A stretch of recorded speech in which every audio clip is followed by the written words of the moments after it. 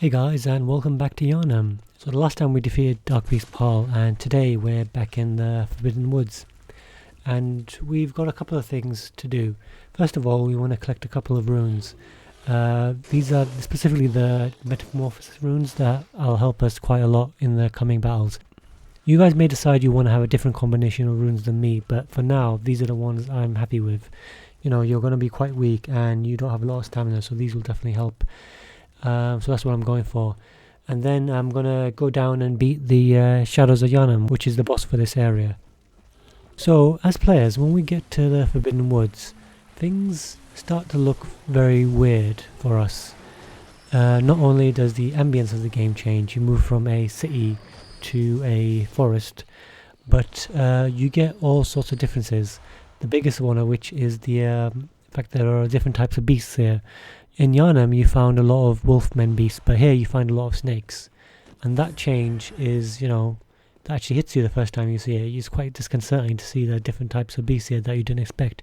And this is the first indication that there's a lot more going on than you initially suspected.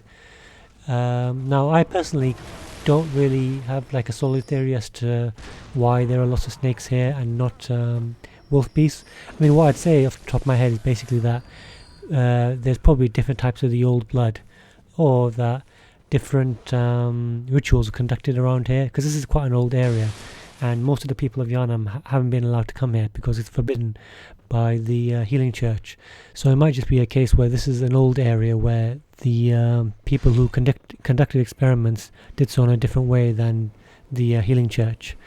Another thing that's really different here is that you find a lot of graves. Now, the first time I looked at it, and I think a lot of people shared this opinion, they just assumed that these graves were filled with dead bodies. And so when I say graves, what I mean is you find a lot of tombstones, which make people think that there are graves here. But now that I really think about it, I don't think that's the case. I don't think these are graves as much as they're shrines. And that's a big difference. A shrine is basically some place you go to worship a higher being. And that makes a lot more sense to me after I saw a movie recently called Yojimbo, directed by Akira Kurosawa. And basically, in one of the opening scenes of that movie, the title character moves past a small Japanese shrine. And then it hit me. These aren't tombstones for people's graves. They're tombstones for people to worship. Now, why they're shaped like that, I don't know. But I'm pretty sure they are tombstones, because not only do you find tombstones, you also find small amygdala statues, which kind of makes me think that the Bergenworth scholars and other people who came across the old blood and such actually came across the amygdala quite early and started worshipping it as a god, which kind of makes sense in my mind. And going back to the statues you find in Yharnam itself, I think those are all in a way shrines to the Great Ones in one way or another. I might do a video about it at some point anyway. But going back to the reason why we're here today, so we want to pick up the couple of runes, like I said. The first one is the anti-clockwise Metamorphosis rune, a description of which reads: "The discovery of blood made their dream of evolution a reality. Metamorphosis and the excesses and deviation that followed was only the beginning." And of course, as the player, what you get from this rune is increased stamina. But as far as the description is concerned, obviously this refers to Lawrence and the healing church and the road they went down. So whether or not runesmith Caryll was a colleague of Willem is up for debate. I don't think we know for sure. The only evidence we have about their relationship is a description in the Rune Workshops tool, which states that Willem would have been proud of Caryll's runes, but that's pretty much it. But I think it's quite clear that runes have been around for a long time. And what I get from this rune is that basically I see it as like a gift from the Great Ones. This allows people to evolve to a certain extent in a very, very small way. Like I said, this particular rune allows you to evolve in that your stamina increases, and another Metamorphosis rune will allow you to increase your overall health. But I think this simply wasn't enough for the Bergenworth scholars and Lawrence, and they had to go further. Willem went down the road of trying to line his brain with eyes, and Lawrence and his associates went down the road of trying to get blood. Now, what I find most interesting is that I think this kind of suggests to me that the Caryll Runes were some of the earliest tools that were found. They didn't come later, and they were used as a jumping off point, as an inspiration for the rest of the activities of the church and the Bergenworth scholars. Now you'll find the anti-clockwise rune down in the woods near a bunch of celestials.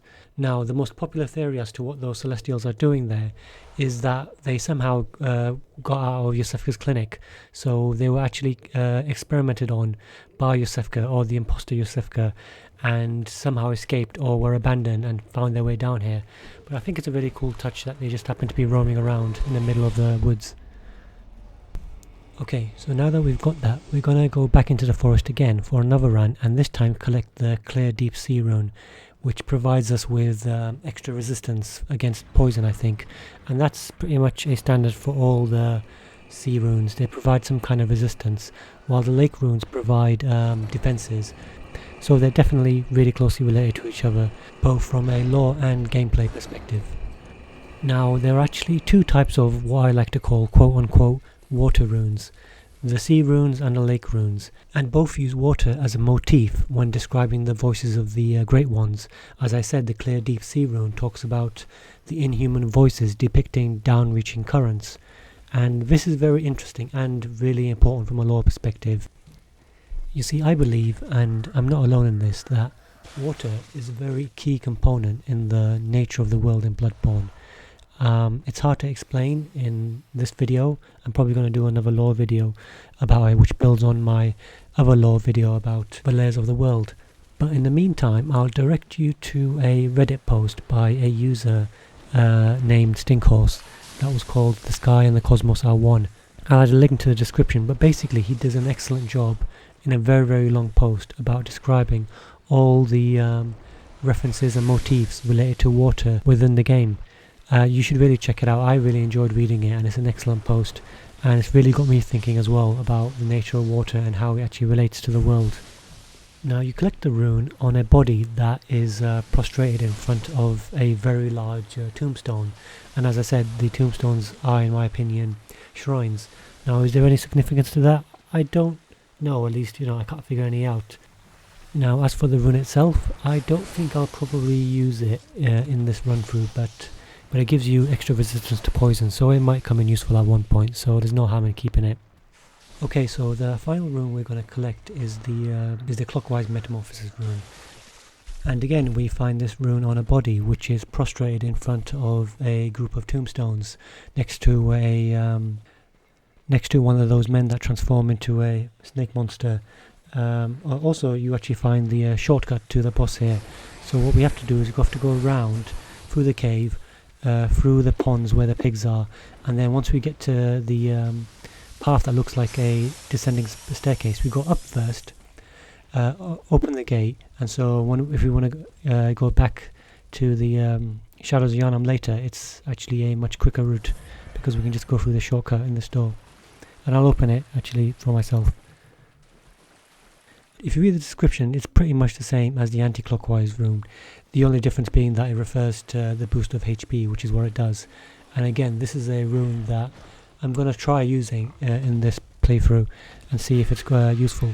It's one of the standard runes, so I think this one will boost my HP by about 10%, so that should come in useful, especially when I fight the later on bosses, which are going to become increasingly dangerous and more likely to be able to one-shot me, so that extra HP will definitely help.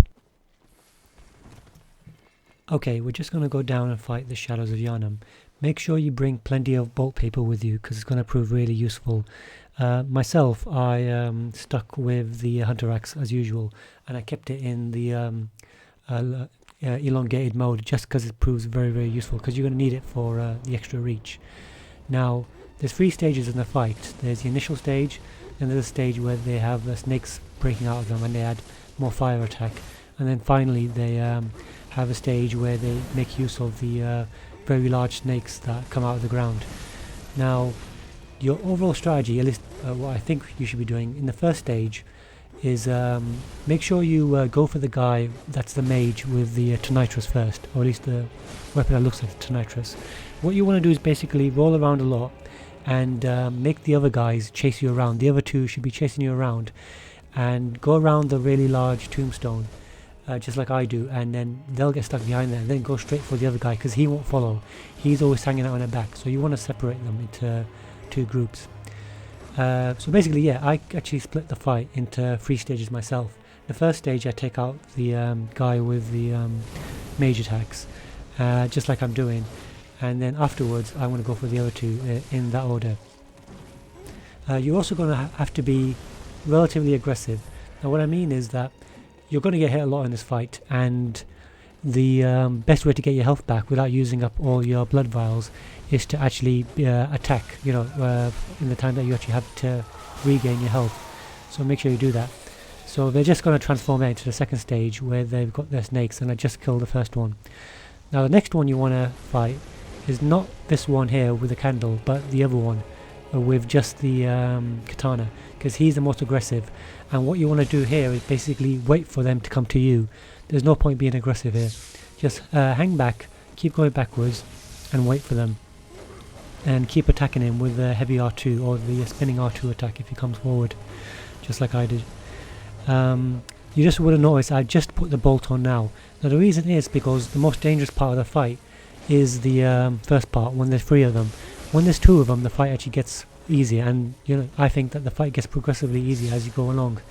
Having said that, I almost died there, but I don't like to use my bolt in the first stage of the fight in case I get killed, and it just becomes a waste. And you know, I think it took me quite a few tries to get this point. I think it took me at least 6 or 7 tries, and I kept on, you know, losing my bolt in the early stage of a fight. So I thought to myself, it's probably better if I only use it when I get to the second stage where things are a bit easier, because there's only 2 of them. So again, you can use a large tombstone in the middle to separate the 2 enemies, just like I'm doing, and let the most aggressive one keep coming to you again and again.